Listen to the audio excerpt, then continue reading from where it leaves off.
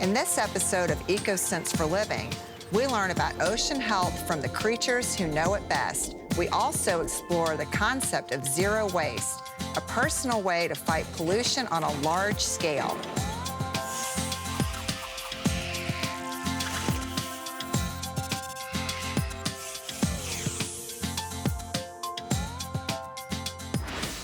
The odds against sea turtles making it to adulthood are about 1 in 1,000.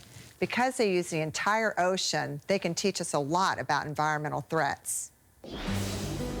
I've never met anyone that doesn't smile when they see a sea turtle. But we have a long history of sea turtle conservation in Georgia. Our first project was started in 1963, just behind me across the sound on Little Cumberland Island. And that's the oldest sea turtle conservation program in North America. We have people that have been on the beach for 50 years. If they're on the beach at dawn or midway through the night and it's raining and nasty and the bugs are bad, you can pretty much guarantee there's at least 13 other suckers on the beach doing the same thing. Every morning we come out, usually around 6:30, and check on all of our nests that are in the ground. Average sea turtle nest has about 100 to 120 eggs in it, and that's for loggerheads. But they do lay many, many eggs per nest, and that is because those odds are so low. When sea turtles go out to the ocean, even before they get to the water, they're facing so many different threats. You have animals like raccoons and ghost crabs, birds on land that will be able to dive down and get them. So they'll come up to breathe air, or they'll come up to warm themselves up since they are reptiles, they're cold-blooded, and that makes them vulnerable to being hit by boats. At the Georgia Sea Turtle Center, about 50% of our cases are boat strike wounds.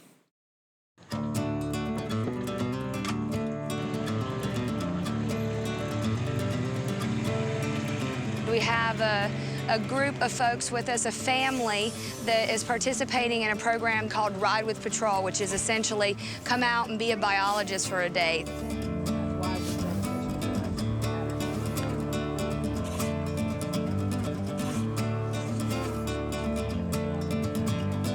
What Sloan is doing here is picking through all of these eggshells. These are sea turtle eggs from a loggerhead nest. You can see they're about the size of a ping pong ball if they were intact. All of the broken ones are ones that have hatched. And this is actually a good nest where we have a lot of the eggs that hatch. In any nest, it's natural to have some unhatched eggs. Not every egg survives, just like not every hatchling survives. So this is one of our temperature loggers, and we have been putting these in nests all season long. And this is to learn what the temperatures are like in the nest. One of the other big threats that we are expecting to see in the future with sea turtles is climate change. So sea turtles have something called temperature-dependent sex determination. The temperature around the eggs will determine whether or not the hatchlings come out as boys or girls. If it's warmer, we'll get girls. If it's cooler, we'll get boys. Obviously, that's a problem. If we don't have boys out there, you can't keep making eggs. So if you want to put a big check or X where that says none. There's a lot that we don't understand about why sea turtles pick a particular location to come back and nest. Sometimes it's because they were born there. We call that their natal beach. But we know that they don't always nest on their natal beach. Within a given season, an individual may nest here, but then she may go all the way up to South Carolina for her next nest, and then may come back here for her third. One fascinating thing was that we saw these small hatchlings emerge from the nest and go into the water. And we saw the nesting females come back and lay eggs. And we knew there was, some juveniles hanging out off the coast. But there was this whole period of their life history we knew nothing about called the lost years. And that was maybe the first, 10 to 15 years of their life. We had no idea where they were. And it became obvious that our small hatchlings leaving beaches from Georgia were getting entrained in this current system in the North Atlantic called the North Atlantic Gyre, and really spending the first 10 to 15 years of their life on the high seas. Out in the open ocean and waterways, turtles face another serious threat. Commercial and recreational fishing accidentally injures and kills sea turtles. If a sea turtle is injured, he's lucky to end up in a hospital like this one. Main thing we'll see with loggerheads are fishing line ingestion, fishing line and hook ingestion, or just fishing line alone, or we may see wraps of fishing line on the flippers.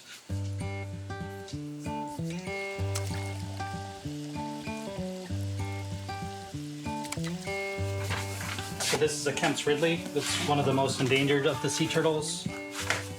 So this guy was caught on a fish hook on Jekyll Island's pier. So this was the hook. You can see the barb. So that we had to cut that to get it out. So what we did was, it was actually lodged in his mouth. So that he's doing good is you can see that his incisions healed up nicely. So that's just a small scar there. The commercial shrimp trawl, the boat drags between 2 and 4 nets along the bottom, and they generally drag for 2 to 4 hours. So if a turtle's captured in the net, it can't get to the surface to breathe, so it drowns. So a lot of people have heard of a turtle excluder device, and it's a really simple technology. It was actually developed by Georgia fishermen, and it's just a metal grid that's sewn into the net with a trap door. All the fish and shrimp are captured, but the turtles go out the trap door. Plastics by far are the largest type of marine debris that are found globally, and 85% of what we find on Jekyll is plastics, and you see that throughout the world. The sort of plastic that we find on Jekyll is most commonly cigarette butts, which was really interesting for us as conservation managers because a large percentage of the population doesn't know that cigarettes have plastic. Cigarette butts eventually become what's known as microplastics, so the extra small plastics, and then you can get into chemical leaching once they're in the water. Ingestion is another big problem, not just for sea turtles, but for all marine wildlife. They can actually eat the plastics, and then that can cause a whole assortment of issues in terms of digestion issues. They won't get the chemical cue that they're hungry, so they'll stop eating and go into a starvation mode. So something so simple and so small actually becomes a compounded problem. What you can do to help, it's super simple. You don't even have to be on the coast. The marine debris tracker that we utilize is able to be done anywhere in the world at any time. The Marine Debris Tracker app logs trash from all over the world. You can log what you're collecting and then just submit that into a national database, and it will be all consolidated. The entire problem is completely preventable, and it's something that every person is empowered to be able to take action against. You can take your own containers, you can reuse non-plastic bottles, you can just pick up trash as you walk along. So this enormous global problem that threatens the health of everyone is something that anyone can prevent. We're very excited. We have our other patrol team, Hannah and Lindsay, that came to meet us, and they were excavating a nest on another part of the beach, and they actually found something in their nest. It's very exciting. So they have 10 live hatchlings. And this is part of the reason why it's important to excavate these nests, because otherwise these hatchlings would not have gotten out, but they got them out. So we're now going to be able to release them so that they can join the ocean world. They want us to do it from up here. I agree. That'll give them plenty of It's a time. sea turtle party, folks. I like to line them up so they can race. The race for survival. They capture people's imagination, but ultimately we're interested in protecting the ecosystem upon which they and humans depend as well. Sea turtle populations decline as a result primarily of human activities.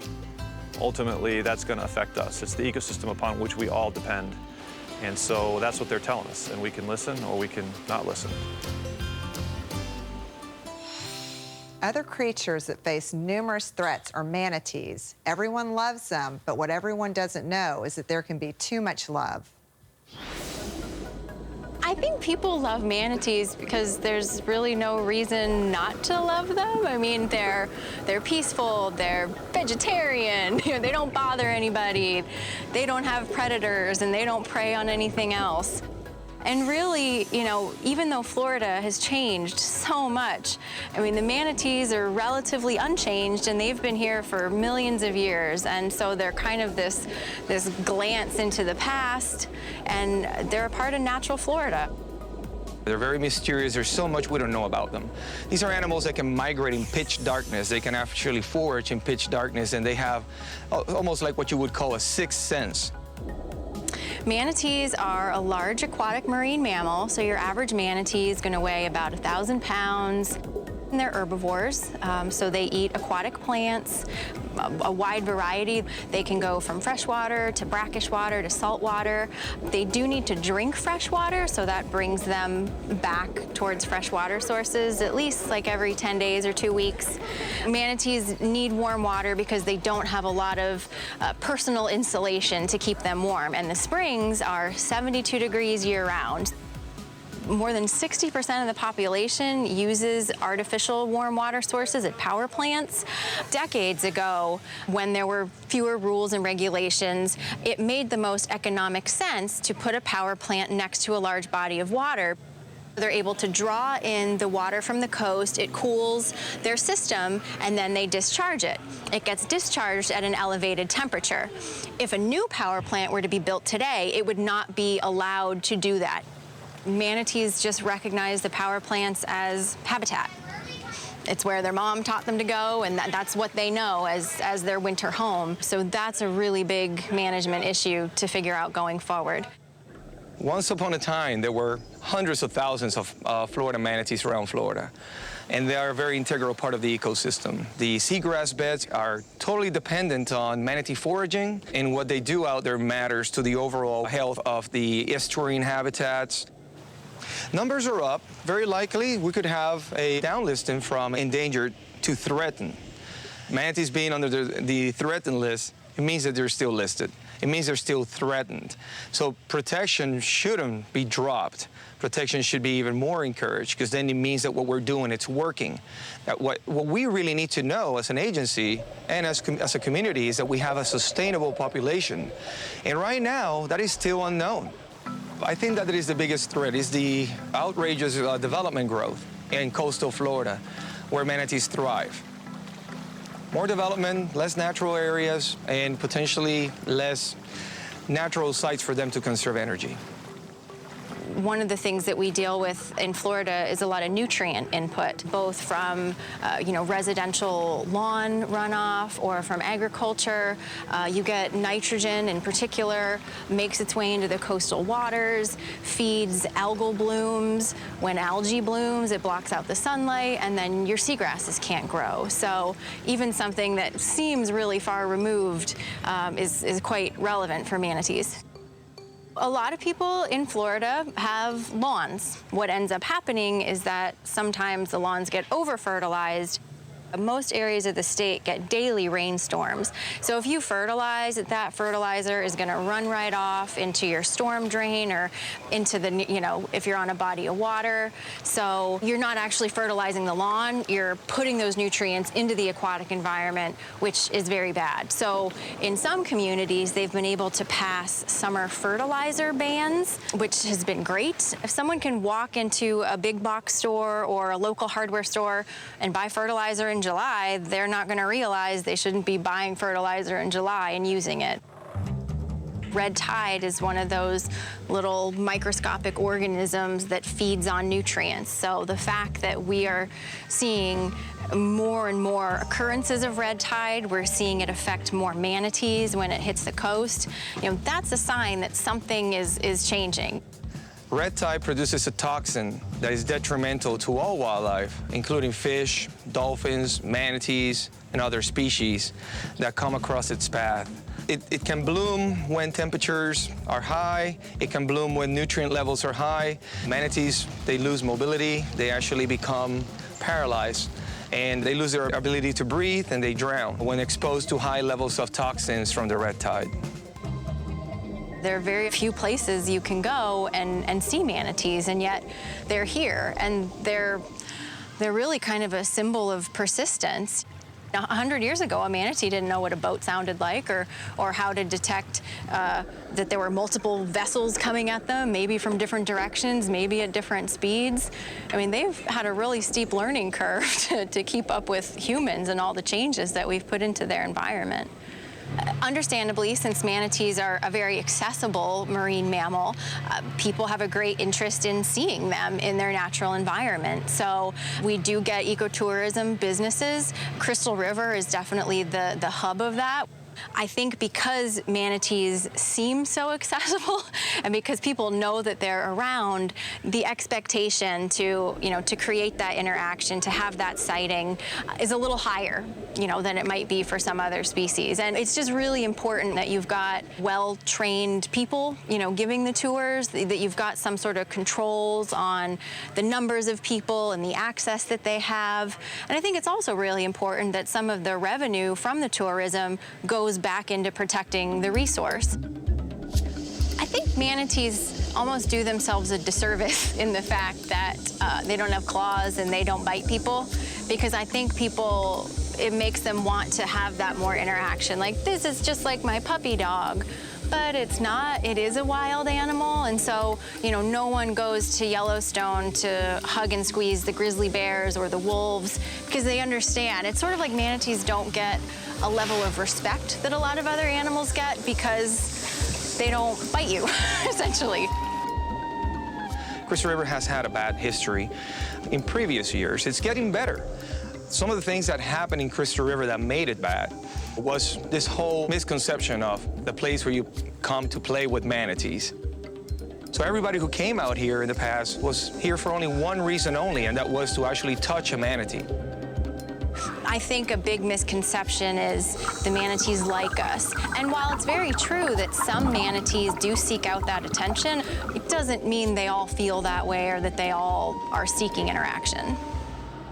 If you want to be close to a manatee when a manatee is not caring about your presence and you force that animal to change its behavior, to leave an area where it's resting, conserving energy, that's an example of how you can actually love a manatee to death.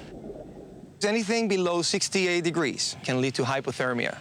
Manatees do not have any blubber. They don't have any thick layer of fat. They're all bones and muscle.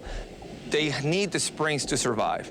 When you got too many people, you got overcrowding in areas that are critical for survival, you're going to push them out of those areas, and they're going to be forced to hit waters below 68. And that can lead to hypothermia, while unfortunately leading to death. For manatees, this is an animal that eats 5% of its body weight every day, but when it is wintering at the springs and it is very cold, it will fast for days, up to 3 weeks. Manatees will stay in Three Sisters and not eat. So they're very much in an energy conservation mode. The most important thing really about ecotourism is so that people can understand that when manatees are in resting mode, passive observation should be the key to have that enjoyable experience of seeing manatees being wild. One company that provides a great example of responsible ecotourism is Manatees in Paradise. Straight ahead? Yeah, I haven't seen a nose or something, but there's like a little ripple. There she is. Look at the back. The whole back came out. We have been doing tours for approximately 8 years.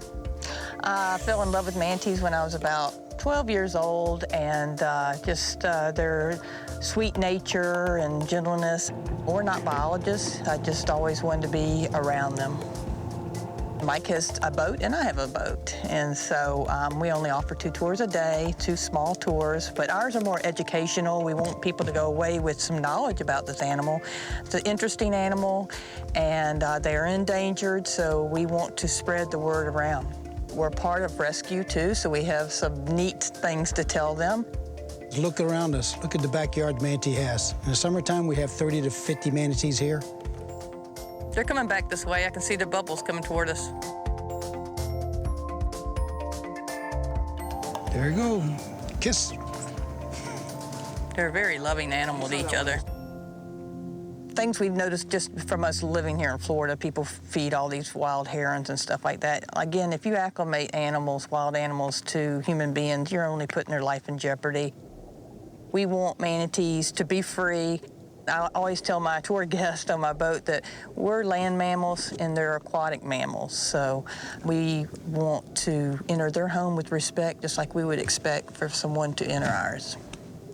Manatees actually, believe it or not, play a key role in the quality of our fisheries. Manatees are the lawnmowers of the sea.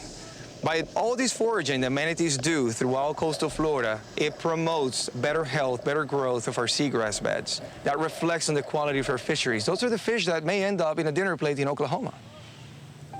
It's part of this idea that it's all one earth, it's all one ocean, it's all one environment, and we're all pieces of the same puzzle. So I think that's why people care about manatees, or why they should care about manatees. I think all of us do better to try to tread a little lighter on the earth in general and think about things not just from the perspective of, does this affect me as an individual right now? If not, I don't care about it.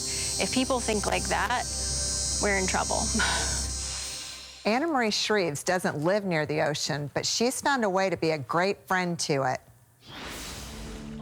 Part of my life, we lived right in front of a creek. I just remember like being there and it being like one of my favorite spaces to be in, feeling like the sun up against my skin and like watching the tadpoles go in and out of the water. I started my zero waste life based on my love for nature. When I see trash in the ocean, when I'm out at the beach, I'm thinking like how far the journey has been for this piece of trash and how someone might have thought of it as just, oh, it's just a chip bag, you know, but now it's become beach waste. So the average American disposes of 4 pounds of trash a day, and that's a ton per person a year. Yeah, it's a lot of trash. I think the hardest part of the lifestyle is the getting started part. I would say most of what you find is wasteful is in the kitchen. It's food items. So your packaging. I said, how do I zero waste my kitchen? If I can do this, then I can do anything else. I made sure that everything I bought for my kitchen was made out of natural material. So wood, bamboo, glass, aluminum, stainless steel. That way I wouldn't have to buy anything that was made out of plastic because it is doomed for the landfill, and it also releases different types of synthetic materials like phthalates into your food. There's 3 things you always want to leave out of the house with. That's a reusable cup. That way you can get anything from coffee to a smoothie to water in here without any trash. You want to bring something to eat with. I have a Sport, which is very friendly for on the go. And then you always want to have a cloth napkin. That way you don't have to use any paper towels or any paper napkins. I learned that you can shop in 2 sections of the grocery store. That's bulk and it's the produce section. In bulk, you bring your own containers to the grocery store. So I bring mason jars and I bring canvas bags. And then I'm able to go to the produce section and then buy anything that is not in plastic packaging. So I would never buy like a bag of apples when I can just grab some apples and put them inside of my basket. When you go to the grocery store, you want to go and ask for your tear weight at the front. That's the weight of your container before you put food inside of it. That way you're not charged for the weight of the container when it's time to check out.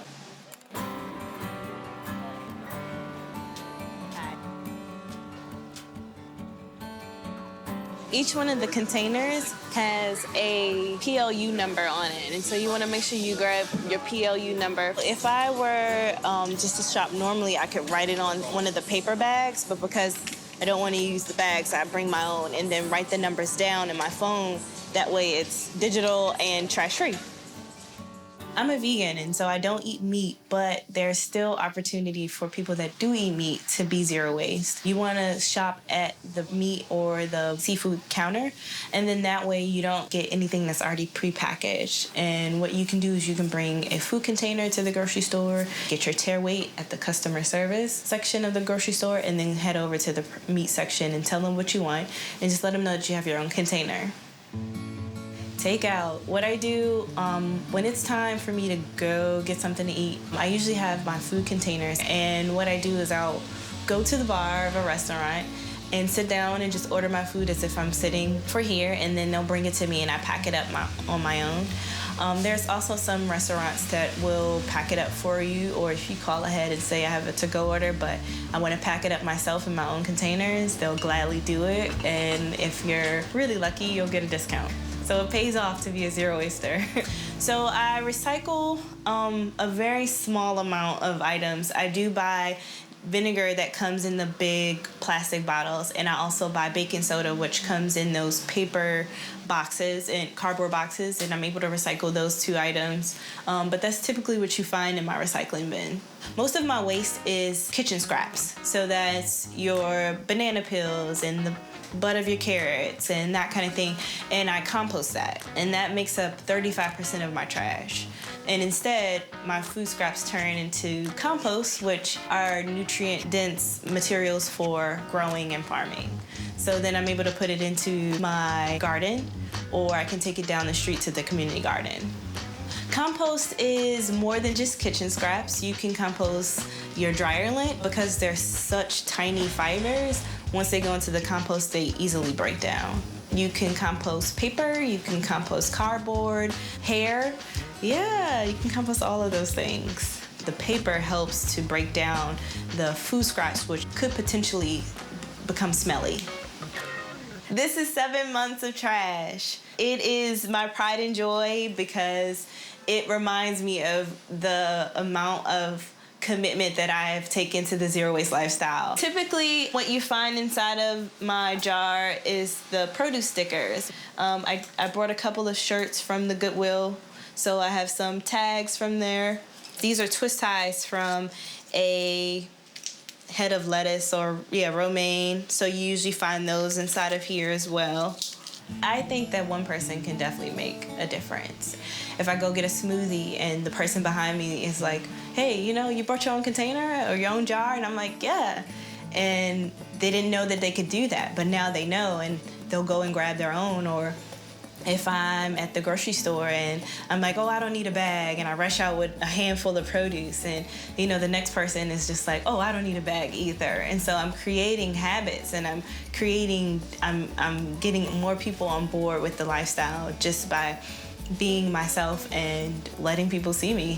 So I definitely think I'm making an impact, and it's small, but it's mighty.